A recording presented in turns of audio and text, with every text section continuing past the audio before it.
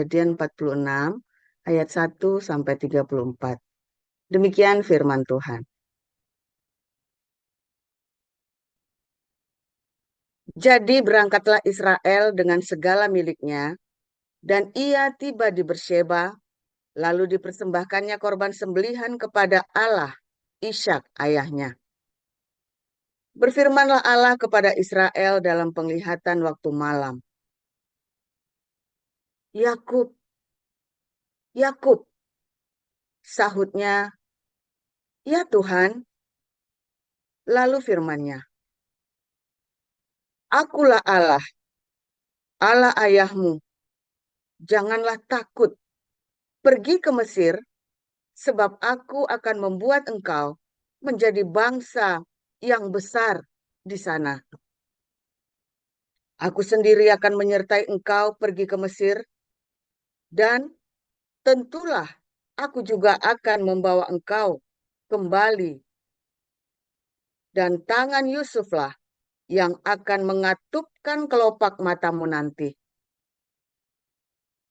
Lalu berangkatlah Yakub dari Bersheba, dan anak-anak Israel membawa Yakub, ayah mereka, beserta anak dan istri mereka, dan mereka menaiki kereta yang dikirim Fir'aun untuk menjemputnya.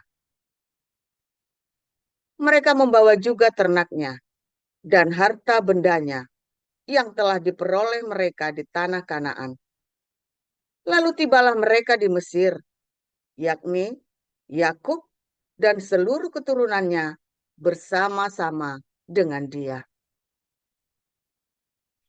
Anak-anak dan cucu-cucunya laki-laki dan perempuan, seluruh keturunannya, dibawanyalah ke Mesir. Inilah nama-nama Bani Israel yang datang ke Mesir, yakni Yakub beserta keturunannya. Anak sulung Yakub ialah Ruben. Anak-anak Ruben ialah Henok, Palu, Hazron, dan Karmi. Anak-anak Simeon ialah Yemuel, Yamin, Ohad, Yakin, dan Sohar, serta Saul, anak seorang perempuan Kanaan. Anak-anak Lewi ialah Gerson, Kehat, dan Merari. Anak-anak Yehuda ialah Onan, Shelah, Peres, dan Zerah. Tetapi dan Onan mati di tanah Kanaan. Dan anak-anak Peres ialah Hezron dan Hamul. Anak-anak Isakar ialah Tola, Pua, Ayub, dan Simron. Anak-anak Zebulon ialah Seret, Elon, dan Yahleel. Itulah keturunan Lea yang melahirkan bagi Yakub di Padan Aram anak-anak lelaki serta Dina juga anaknya yang perempuan. Jadi seluruhnya laki-laki dan perempuan berjumlah 33 jiwa. Anak-anak Gad ialah Zifion, Hagi, Shuni, Esbon, Eri, Arodi, dan Areli. Anak-anak Asher ialah Yimna, Yiswa, Yiswi, dan Beria. Serah ialah saudara perempuan mereka, dan anak-anak Beria ialah Heber dan Malkiel. Itulah keturunan Zilpa, yakni hamba perempuan yang telah diberikan Laban kepada Lea, anaknya perempuan, dan yang melahirkan anak-anak bagi Yakub, seluruhnya 16 jiwa. Anak-anak Rahel, istri Yakub, ialah Yusuf dan Benyamin. Bagi Yusuf lahir Manasye dan Efraim di tanah Mesir, yang dilahirkan baginya oleh Asnat, anak perempuan Potifer, imam di On. Anak-anak Benyamin ialah Bela, Beker, Ashibel, Gera, Naaman, Ehi, Ros, Mupim, Hupim, dan Ared. Itulah keturunan Rahel yang telah lahir bagi Yakub. Seluruhnya berjumlah 14 jiwa. Anak Dan ialah Husim. Anak-anak Naftali ialah Yahael, Guni, Yezer, dan Shilen. Itulah keturunan Bilha, yakni hamba perempuan yang diberikan Laban kepada Rahel, anaknya yang perempuan, dan yang melahirkan anak-anak itu bagi Yakub. Seluruhnya berjumlah 7 jiwa. Semua orang yang tiba di Mesir bersama-sama dengan Yakub, yakni anak-anak kandungnya, dengan tidak terhitung istri anak-anaknya, seluruhnya berjumlah 66 jiwa. Anak-anak Yusuf yang lahir baginya di Mesir ada 2 orang. Jadi keluarga Yakub yang tiba di Mesir seluruhnya berjumlah 70 jiwa. Yakub menyuruh Yehuda berjalan lebih dahulu mendapatkan Yusuf, supaya Yusuf datang ke Goshen menemui ayahnya. Sementara itu, sampailah mereka ke tanah Goshen. Lalu Yusuf memasang keretanya dan pergi ke Goshen mendapatkan Israel ayahnya. Ketika ia bertemu dengan dia, dipeluknya lah leher ayahnya dan lama menangis pada bahunya. Berkatalah Israel kepada Yusuf, "Sekarang bolehlah aku mati, setelah aku melihat mukamu dan mengetahui bahwa engkau masih hidup." Kemudian berkatalah Yusuf kepada saudara-saudaranya dan kepada keluarga ayahnya itu, "Aku mau menghadap Fir'aun dan memberitahukan kepadanya, saudara-saudaraku dan keluarga ayahku yang tinggal di tanah Kanaan telah datang kepadaku.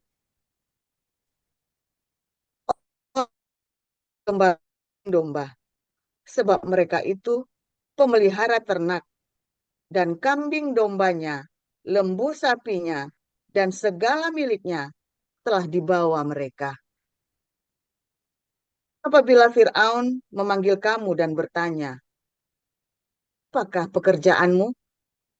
Maka jawablah, hamba-hambamu ini pemelihara ternak.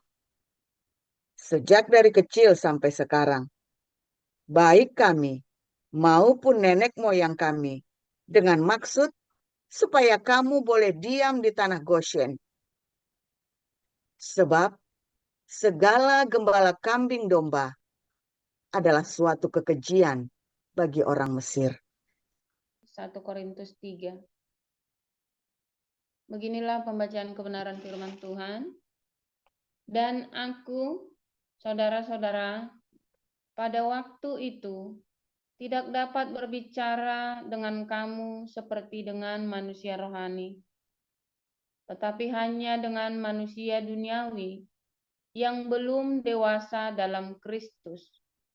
Susulah yang kuberikan kepadamu, bukanlah makanan keras, sebab kamu belum dapat menerimanya, dan sekarang pun kamu belum dapat menerimanya, karena kamu masih manusia duniawi. Sebab jika di antara kamu ada iri hati dan perselisihan, bukankah hal itu menunjukkan bahwa kamu manusia duniawi dan bahwa kamu hidup secara manusiawi? Karena jika yang seorang berkata, "Aku dari golongan Paulus," dan yang lain berkata, "Aku dari golongan Apolos," bukankah hal itu menunjukkan bahwa kamu manusia duniawi yang bukan rohani? Jadi, apakah Apolos? Apakah Paulus? Pelayan-pelayan Tuhan yang olehnya kamu menjadi percaya, masing-masing menurut jalan yang diberikan Tuhan kepadanya. Aku menanam, Apolos menyiram, tetapi Allah yang memberi pertumbuhan. Karena itu yang penting bukanlah yang menanam atau yang menyiram, melainkan Allah yang memberi pertumbuhan. Baik yang menanam maupun yang menyiram adalah sama, dan masing-masing akan menerima upahnya sesuai dengan pekerjaannya sendiri. Karena kami adalah kawan sekerja Allah, kamu adalah ladang Allah, bangunan Allah. Sesuai dengan kasih karunia Allah yang dianugerahkan kepadaku, aku sebagai seorang ahli bangunan yang cakap telah meletakkan dasar dan orang lain membangun terus di atasnya. Tetapi tiap-tiap orang harus memperhatikan bagaimana ia harus membangun di atasnya. Karena tidak ada seorang pun yang dapat meletakkan dasar lain daripada dasar yang telah diletakkan, yaitu Yesus Kristus. Entahkah orang membangun di atas dasar ini dengan emas, perak, batu permata, kayu, rumput kering, atau jerami. Sekali kelak pekerjaan masing-masing orang akan nampak.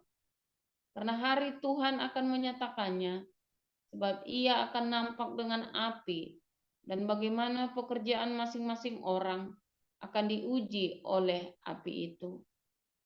Jika pekerjaan yang dibangun seorang tahan uji, ia akan mendapat upah.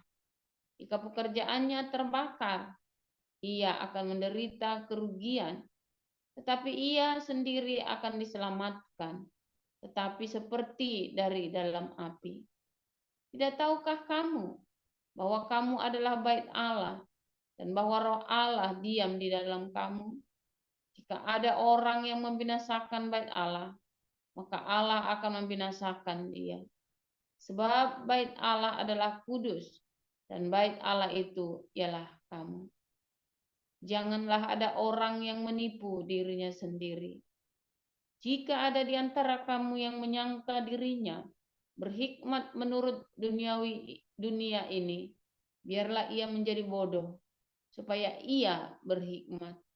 Karena hikmat dunia ini adalah kebodohan bagi Allah.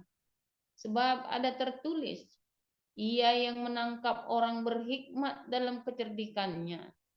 Dan di tempat lain, Tuhan mengetahui rancangan orang berhikmat. Sesungguhnya semuanya sia-sia belaka. Karena itu janganlah ada orang yang memegahkan dirinya atas manusia, sebab segala sesuatu adalah milikmu, baik Paulus, Apolos, maupun Kefas, baik dunia, hidup, maupun mati, baik waktu sekarang, maupun waktu yang akan datang. Semuanya kamu punya, tetapi kamu adalah milik Kristus dan Kristus adalah milik Allah. Demikian kebenaran. Iya, haleluya. Firman Tuhan selalu baru setiap hari bagi kita semua yang menanti-nantikan Tuhan dengan sabar, dengan hati saudara ya. Ya, biar orang membulimu, biar orang menghinamu, biar orang memfitnahmu, biar orang memakimu, yang penting hatimu penuh cinta yang melimpah, mempan, saudara ya. Malah kita semua selalu bersuka cita. Saudara, orang kalau bully, orang kalau fitnah, orang kalau lagi memaki-maki hatinya enak nggak, saudara? Itu di tempat kita yang namanya Paul Caro tuh ya. Saya nggak tahu siapa tuh ya yang di live chat itu loh, kalau di YouTube itu ya. Tiap hari misu-misu, saudara ya. Hatinya enak nggak tuh, saudara? Nggak enak, saudara ya. Hatinya nggak enak pokoknya ya. Saya kan dulu tinggal, kita kan ada 9 rumah ya, saudara ya. 9 rumah, bentuknya rukuk jejer, saudara ya. Nah, itu rumahnya opa. Kami tinggal di rumah opa ya. Terus ada satu kerabat kami yang tiap hari misu-misu terus kerjanya, saudara ya. Sampai bongkok, saudara ya. Tiap hari misu terus pokoknya ya. Misu tuh sumpah, pokoknya tiap hari, saudara, misu-misu ya. Ngomongnya jorok sekali, misu-misu, ngutukin tiap hari melemparkan kutuk, saudara. Sampai bongkok. Dia ngutukin oma saya. Oma saya itu baik sekali hatinya, saudara ya. Jadi rupanya ini kerabat kami ini, dia pokoknya cemburu sama oma. Karena oma ini orangnya selalu beruntung. Kenapa selalu beruntung? Karena oma saya itu polos, saudara ya. Nggak suka intrik, polos banget oma saya ini ya. Saya bilang saya tidak pernah melihat oma seperti dia, saudara. Omanya, semua oma yang pernah saya lihat di dunia ini, yang pernah saya ketemu, nggak ada oma sebaik oma saya ini, saudara. Ini luar biasa. Waktu saya diusir dari rumah, saya datang ya, saya naik sepeda ya, wah, oma itu kubruk-kubruk ya, saya nangis jam 2 pagi saya diusir sama papi saya itu, saudara ya. Terus sama oma, kenapa ini? Terus saya sambil nangis di bangku itu kan. Terus itu sana nggak mau, itu sana nggak mau. Akhirnya saya tidur juga ya, saudara. Akhirnya saya tidur juga di situ, disiapin kasur apa segala macam, dikasih makan apa. Wah, oma ini luar biasa, saudara ya. Keluarga saya paling miskin. Dari antara semua anak-anaknya oma saya, keluarga saya paling miskin. Ya paling miskin, saudara ya. Dan anak ini sukses, kaya, amat kaya raya, paling kaya di kota, saudara. Tapi oma tidak pernah sekalipun membedakan anak-anaknya, saudara. Anda ingat-ingat kalau jadi oma ya, walaupun anakmu miskin, cucumu jangan dibedain, saudara. Jangan pernah membedakan cucumu walaupun dia bikin susah kamu, walau karena dia miskin, karena dia anaknya orang miskin, anakmu miskin, lalu cucunya kan bikin susah biasanya kan, karena kurang perhatian, nakal, kurang ajar, rokcok ya, saudara ya. Karena kurang perhatian, kayak saya kan rokcok, saudara, waktu kecil, karena orang tua saya sibuk sekali, saudara ya. Karena saking miskinnya mereka kerja nggak pakai hitungan lagi, nggak pernah ngurusin anaknya, tiap hari ketemu di rumah berantem. Akhirnya kita anaknya apa ya gitu brutal, saudara ya. Tetapi untung ya, waktu SMP kami semua itu terima Yesus ya, kami bertiga ya, anak-anaknya ya. Jadi kita nggak bablas, saudara ya, nggak bablas. Kalau nggak terima Tuhan Yesus mungkinnya bablas juga ya. Nah terus oma ini selalu sayang sama kami, saudara ya. Tidak pernah dia membedakan anak-anaknya, saudara. Tidak pernah dia bedakan cucu-cucunya. Semua dirawat, semua ditelateni, saudara ya. Jangankan cucunya, saudara. Kucing pun dirawat, mau kucingnya tetangga, mau kucingnya dia, kalau datang dikerawat, dikasih minum susu, dikasih ini ya, dikasih minum susu, dikasih ikan asin, saudara, dicarikan ikan asin gesek, saudara ya. Mau kucing tetangga, mau kucingnya dia sendiri, kasih, saudara ya. Bayangin itu rumah gede sekali dari ujung ke ujung. Lalu ada si satu ini kerabat ini, karena tinggal di rumah kami ya, tiap hari ya, bahkan maaf ya, saudara ya, air kencingnya dia tuh, saudara ya, dilemparkan ke pintu kamarnya oma saya, saudara. Bayangin, saudara ya. Tapi si oma ini ngelemparin kutuk, nggak tambah bener, tambah bongkok, saudara, si orang yang ngutukin oma saya ini ya, tambah bongkok ya. Waktu saya masih kecil, saya ingat dia masih begini ya, begitu tambah tua, tambah merinding tiap hari. Mukanya serem ya. Jam 4 pagi itu kalau saya bangun doa pagi itu kan, saya suka doa pagi dulu sendirian kan. Saya kalau melek, saya melihat orang ini udah langsung takbir dalam nama Yesus, dalam nama Yesus semua kutukan saya patahkan. Selalu saya gituin ya. Kasihan oma saya soalnya ya, oma saya itu dikutukin tiap hari. Tapi oma saya waktu itu belum percaya Yesus, saudara. Tapi karena hatinya tulus, hatinya polos, hatinya penuh dengan cinta, nggak ada yang mempan itu kutukan, saudara. Serius, nggak ada yang mempan itu kutukan. Oma saya sekarang masih hidup, saudara ya, umurnya 9, kelahiran tahun 26, saudara ya. Berarti umurnya sudah 98 tahun, saudara ya. 2 tahun lagi umur 100, saudara. Oma saya masih hidup sampai sekarang ya, oma saya masih hidup. Orangnya sangat luar biasa. Yang selalu diingat oleh saya, ini adalah oma yang tidak pernah membedakan cucunya, mau kaya, mau miskin, mau cerumut, mau belawut, mau nakal, mau enggak. Dia sayang semua anak-anaknya, dia sayang semua cucu-cucunya. Hatinya itu tidak pernah ada benci sedikit pun, saudara. Ya namanya orang marah, ngomel-ngomel pernah ya. Tetapi saya pernah nyuri dagangannya oma saya, saudara. Itu pun dia tetap sayang sama saya, saudara. Wah, disabet, saudara, sama oma pakai sapu lidi ya, gitu ya. Wah, tetapi tetap dia sayang sama saya, saudara, luar biasa ya. Sehingga saya tidak nyesel, saya socakui 12 kali sama oma saya ini, saya nggak nyesel, saudara. Ini benar-benar oma yang luar biasa. Itu yang terjadi kalau kamu ya sayang sama cucumu, saudara. Kamu akan diingat. Ada kebaikan yang kamu tanamkan di hati setiap orang dibanding kamu ngutukin orang. Ya. Makanya kalau kamu ngutukin orang, kamu tambah capek, saudara, hidupnya. Tapi kalau kamu hidupnya dikutukin, kamu tetap polos, kamu terima, pokoknya dengan polos, nggak ada yang mempan, malah bisa balik, saudara, kutuknya. sumpah serapahnya itu bisa balik, saudara. Percaya saya, saudara. Ya, bangsa Israel dikutukin 2000 tahun sama dunia, loh, saudara. Baik sama orang Kristen, sama orang Islam.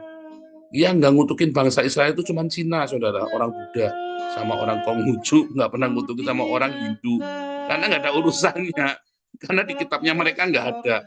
Ya kan, karena di dalam ajaran dogmanya mereka, doktrin agama mereka tidak ada ngutukin bangsa Israel.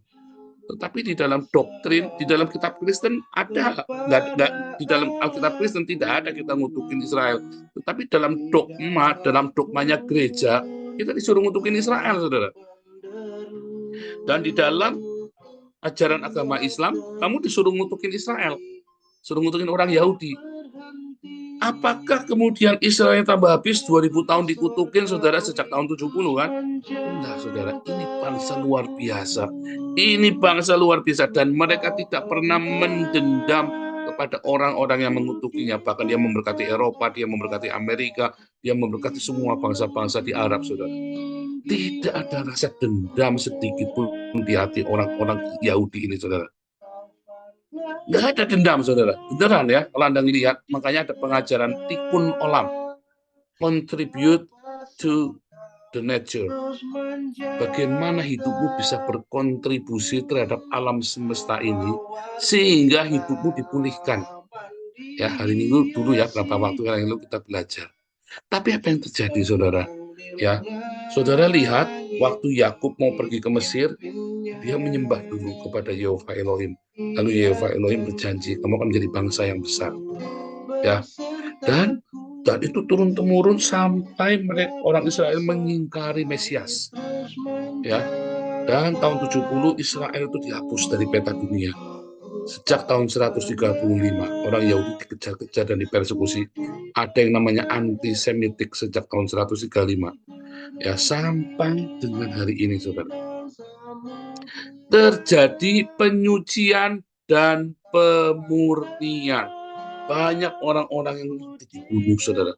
Yang tersisa itulah orang-orang yang kuat, orang-orang yang beruntung, orang-orang yang mendapatkan kasih karunia Tuhan untuk menghasilkan keturunan Yahudi yang hari ini ada di negara Israel. Kalau Anda melihat orang Yahudi yang ada di Israel, itulah orang pilihan, orang-orang yang terpilih, yang selama 2000 tahun disucikan, dimurnikan, sama seperti emas dibakar, saudara.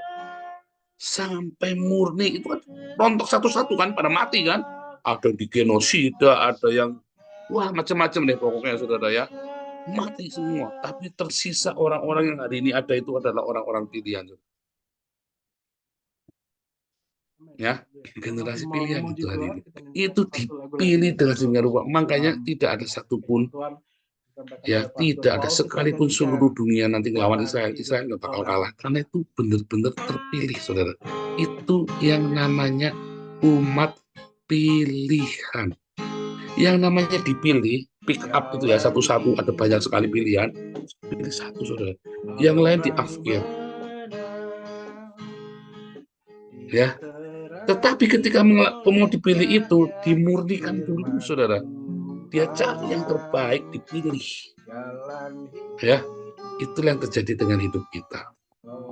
Kamu akan ditempa, saudara, dihina, dicaci maki, kamu difitnah, kamu akan dijatuhkan, kamu mengalami pengkhianatan oleh orang dekatmu sendiri, saudara, oleh orang yang kamu percaya, oleh orang yang kamu promosikan, dan nggak tahu diri orang yang kamu promosikan itu malah gigit kamu. Pernah nggak gitu? Saya sering. Saya sering.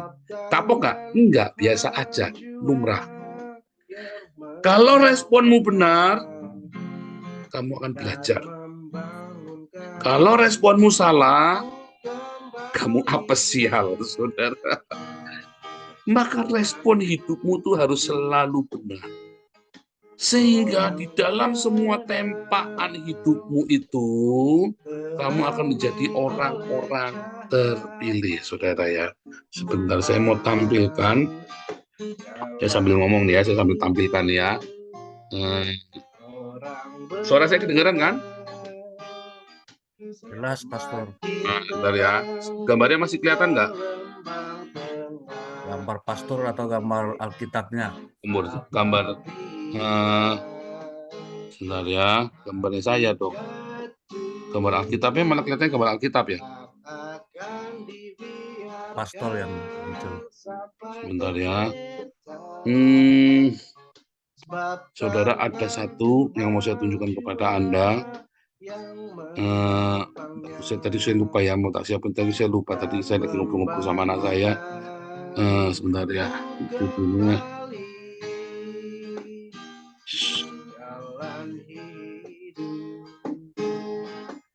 Ya, saudara.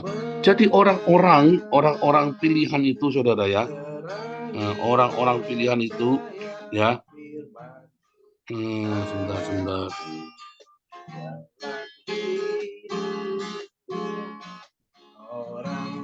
Orang-orang pilihan ini adalah orang-orang yang luar biasa, saudara ya. Orang-orang yang keluar dari pencobaan besar, seperti orang-orang Israel ini, saudara, yang mengalami dibakar, disucikan, diuji, dan dimurnikan. Ya, makanya Pak berat ya? Sebenarnya enggak, saudara. Sebenarnya enggak berat. Pak berat ya? Enggak berat, saudara. Yang bikin berat adalah kesombonganmu, saudara. Yang bikin berat adalah pride, kebanggaanmu. Makanya jadi berat. Saya ngalami, saya tahu rasanya.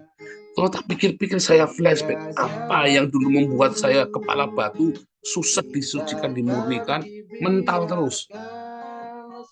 Saya renungkan, ternyata kesombongan, pride, harga diri.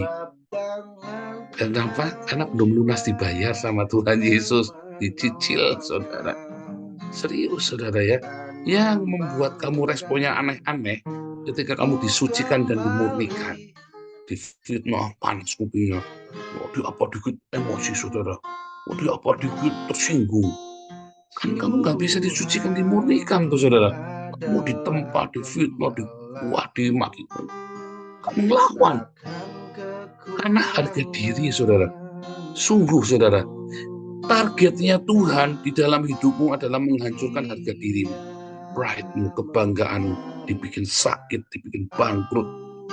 Ya kan, diizinkan sakit, diizinkan bangkrut, diizinkan kamu mengalami diselingkuhi, kamu diizinkan mengalami yang aneh-aneh. Targetnya itu adalah harga dirimu dihancurkan. Itu targetnya, saudara. Jangan salah ya, saudara ya. Yang dihancurkan itu harga dirimu. Ketika kamu udah rendah hati pun, terus kamu bangga dengan kerendahan hatimu, dihancurkan lagi, saudara. Ya kan?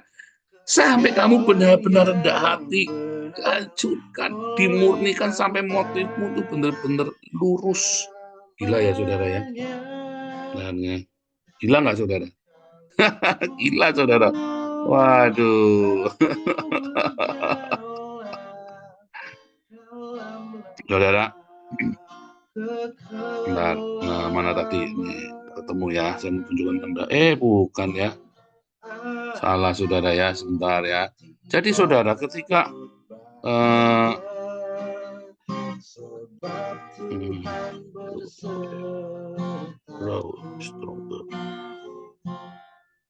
ya. Nah, ini ya.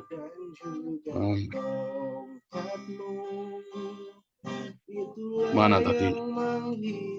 Saya akan share screen ya. Saya akan share screen sedikit share screen. Mungkin Anda akan Israel, mana Israel, Navy Israel. Loh ini.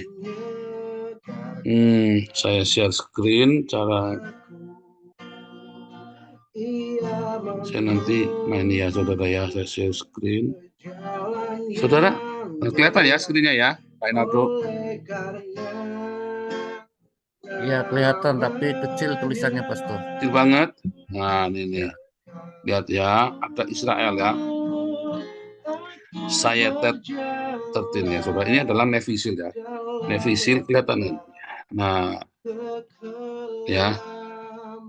Kelihatan ya, tenang ya, gede ya. Sayetet 13 nih, tulisannya yang paling atas tuh ya. Sayetet 13 ya. Nah. Tulisannya Shefa. Syekh Hagalim, Mitgalim, Haja Sakim, Mitja Sakim, saudara ya. Haja Sakim, Mitgalim, ya, Haja Sakim, Mitgalim, ya. Artinya, when the waves grow stronger, the strong men are revealed, ya. Itu ya, simbol slogannya. Ini adalah simbol dari Kopassusnya, saudara. Kopassusnya saya Tetertin. Nah, dulu pernah kita bahas di ini ya, di sesi kedua malam tentang kita bahas tentang Israel, bagaimana pasukan saya Tetertin ini membebaskan 200 orang sandera, saudara ya. Hanya dengan beberapa orang dia masuk ke Gaza, dia lepaskan sandera, usia cepetan pergi, saudara ya. Nah, ini simbol ini ya dia ya. Ya, Syekh Galim Mitja Sakim, Haja Sakim Mitgalim, saudara. When the wave grows stronger, the strong men are revealed. Ketika ya ombak itu bertambah besar, maka orang-orang yang hanya orang-orang kuatlah yang tersisa, saudara. Ketika ombak itu bertambah besar dalam hidupmu, hanya orang-orang kuat yang tersisa. Saudara, ketika Tuhan Yesus sama murid-muridnya di Danau Galilea, 2 kali terjadi ya, badai, ya kan, topan badai. Yesusnya tidur sekali, yang satunya Yesusnya jalan di atas air. Ya kan? Waktu Yesusnya tidur, kan para murid kan bangunin. Ya kan? Dibangunin. Guru, kamu tidak peduli kita binasa. Saudara, Yesus bangun lalu kan diomelin kan murid-muridnya kan. Malah diomelin. Loh, dibangunin bukannya terima kasih malah diomelin. Iya. Karena Tuhan Yesus tahu itu tadi, saudara ya. Itu adalah sebuah slogan kuno orang Israel, orang Yahudi. Ketika ombaknya bertambah besar, ketika badai dalam hidupmu itu besar, saudara, maka hanya orang-orang kuat yang tersisa. Dan orang yang kuat yang tersisa ini akan menjadi semakin kuat, saudara. Ketika orang-orang Yahudi berusaha dibinasakan, maka kamu akan menyisakan orang-orang yang hebat, yang terhebat dari orang-orang Yahudi itu. Nah, saya Tetertin itulah, saudara. Dia adalah orang terbaik di antara yang terbaik dari antara kaum Israel, saudara. Ya, saya Tetertin itu yang terbaik di antara yang terbaik dari Israel, dari seluruh dunia. Jadi kalau kamu bilang saya Tetertin, ini adalah orang-orang paling hebat di seluruh dunia. Artinya secara perwira ya, kan kita ceritanya militer kan, ini secara perwira. Yang terhebat, the best of the world, saudara. Yang tersisa, dia punya genetik yang luar biasa. Ya, jadi waktu Tuhan Yesus itu di tengah badai, muridnya panik. Nah, makanya dulu saya bilang ya 2 tahun yang lalu ya, sering saya hampir tiap kali bilang, kalau ada badai dalam hidupmu jangan ditengking, saudara. Nanti kamu dimarah sama Tuhan Yesus. Kamu tenang saja. Kalau kamu tenggelam, Tuhan Yesus ikut tenggelam, saudara. Kamu diam saja baik-baik. Waduh, kita mau binasa. Kamu dimarahin nanti sama Tuhan Yesus. Ulangin lagi kamu, saudara. Remediasi. Siapa yang mau teriak-teriak, Tuhan tolong kita binasa? Siapa yang mau teriak-teriak lo badai? Diam, saudara, tenang aja, tenang. Nanti kamu remediasi malah dimarahin sama Tuhan Yesus, ya kan? Kamu tenang saja, Tuhan Yesus ada di buritan. Kalau kamu tenggelam, Tuhan Yesus juga tenggelam, ya kan? Tenang saja. Kalau kamu bisa melewati badai itu, kamu jadi orang hebat, saudara. Bersama dengan Tuhan Yesus, ada ketenangan. Ada ketenangan di tengah badai. Tuhan adalah gembala ya. Kita ya kan?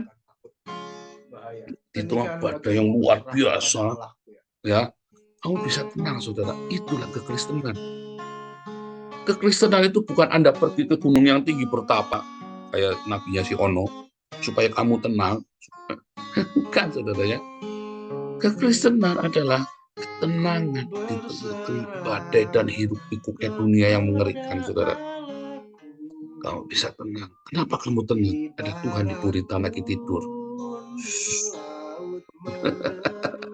Jangan dibangunin, nanti kamu dimarahin. Iya nggak, saudara? Begitu kamu lolos dari badai, Tuhan kan bangun. Ada apa ya? Oh enggak, tadi ada setan lewat. Tuhan bilang, luar biasa imanmu. Ya kan? Iya nggak, saudara? Ya kan? Kalau kamu kuat di dalam pencobaan, saudara, kamu tenang, ada ketenangan di situ, itulah iman. Pak, gimana Pak, lagi sakit Pak, stadium 4. Tenang saudara, Pak lagi bangkrut, tenang saja saudara, itu hanya ilusi. Badai itu adalah ilusi saudara. Sungguh saudara, yang sebenarnya kan ada di alam roh. Yang terjadi di alam yang ini, itu adalah ilusi. Yang realnya adalah alam roh. Ketenangan kamu, hubunganmu dengan Tuhan yang sejati, itulah yang real saudara. Yang semua yang ruwet-ruwet itu, suami selingkuh, istri yang karu-karuan, anakku segala macam, yang kamu bangkrut, yang kamu sakit stadium 4, itu hanya ilusi saudara. Yang real adalah kamu melewati di dalamnya bersama Tuhan Yesus. Itu real. Kalau begitu kamu tenang di dalam perjalananmu sama Tuhan. Tenang saja saudara, itu nanti pergi sendiri. Badai itu tidak akan selamanya selama 40 tahun, nggak mungkin. Tidak mungkin saudara. Kecuali kamu cengeng. Malah tambah lama. Tapi kalau kamu tenang, kamu menemukan Tuhan di dalam tengah badai, ada ketenangan yang luar biasa dalam itu karena ada iman, ada Yesus di buritan, tenang aja. Kalau kita mati, dia mati. Kan gitu saudara. Tuhan akan bilang, sungguh besar imanmu. Wah, rewardnya, upahmu itu luar biasa. Kamu ngomong, yehi wa yehi, saudara. Jadi terjadilah. Ya kan? Jangan takut, saudara ya. Jangan panik. Karena kamu sedang disucikan, diuji, disucikan, dan dimurnikan. Dan di akhir zaman, kita mengalami diuji, disucikan, dan dimurnikan. Kalau kita tidak murni, kamu tidak bisa masuk. Kamu ketika Yesus datang, kamu ditinggal. Serius, saudara, kamu nggak bisa dirubahkan. Karena kamu tidak murni. Saya pun minta Tuhan murnikan hati saya tiap hari. Makanya tiap hari saya menghitung hari. Saya begitu ada juder, saya tenang dulu, saudara. Ini pencobaan atau harus siapa ini? Harus diam saja, sudah diam saja, biarkan aja, biarkan. Oh, klarifikasi. Kalau diamkan. Kalau saya klarifikasi bukan marah, kalau saya diam bukannya kalah. Karena Tuhan suruh saya diam. Dan akhirnya selalu apa saudara, happy ending kan? Anda kan saksinya kan tiap hari. Ya, janjian nih, ada badai, tenang. Karena itulah kekristenan, ketenangan di tengah badai hidup saudara. Itulah kekristenan. Tuhan Yesus memberkati.